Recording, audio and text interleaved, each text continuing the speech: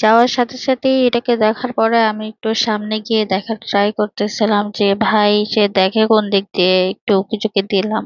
যাই হোক, দাগি মুভি দেখতে গেছি। ট্রেলার দেখে আপনারা নিশ্চয়ই বুঝেই গেছেন। তো অনলাইনে হচ্ছে গিয়ে অলরেডি টিকিট কাটা ছিল। তো নীলা হচ্ছে গিয়ে টিকিটটা কালেক্ট করতে গেছিল। তো মনীষা আপু এখনো আসে নাই। তো আমরা হচ্ছে গিয়ে লিফটে ওঠার আগে নীলা ক্যামেরা ধরছে, তো একটু পোস্ট দিতেছিলাম।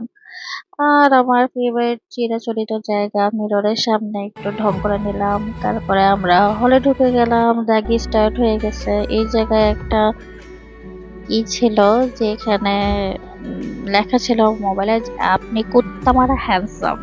তো এই জিনিসটা আমার কাছে খুবই ফানি লাগছে। কি ব্যাপার? শুনি।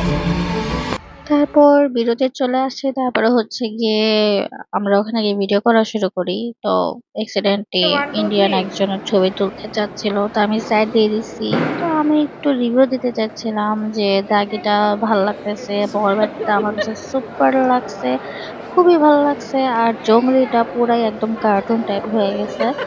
মানে ওইটার কোনো মানে ইন্টারেস্ট পাইনি আমি জংলিতে। সব থেকে বেশি জোস আমার বরবাদটাই লাগছে।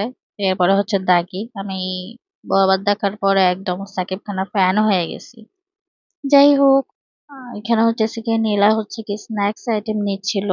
তো আমি গিয়ে এখানে ভিডিও করতেছিলাম, ওদেরও ভিডিও করতেছিলাম। কি করব, কোনো কাজ তো নাই। তারপরে কি ওকে বললাম যে ভিডিও করে দিতে। আমি জানি না আমি কেন দৌড় দিয়ে গিয়ে ওটার পিছনে লুকায় গেছিলাম। মানে ওখান থেকে বের হওয়ার পরে হ্যাঁ, বুঝতেছিলাম না এত যে কিছু কি করা নিতে হবে উচিত, না তো। আমার কি পোজ দেওয়া উচিত। ভেবে চিন্তে তারপর ডিসিশন নাও। তারপর আচ্ছা, আবার আমরা ভাই, আসছি, এসব মুভি দেখতেছি। চলেন। মুভিতে টুইস্ট ছিল অনেক। আমার চাইতে তো তো তোমার চেহারার সাথে বেশি মিল আছে রে। ভালোই লাগছে ওভারঅল মুভিটা। উম তারপরে মুভি শেষ হওয়ার পরে আমরা কি একটু ভিডিও টিডিও করলাম। মোটামুটি হাউসফুলই ছিল।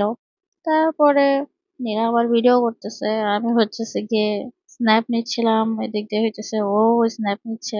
তো তাকাইতে বললো, তাকাইলাম। তারপরে এই তো বাসায় চলে আসতেছি। এই ছিল আমাদের মুভি টাইম।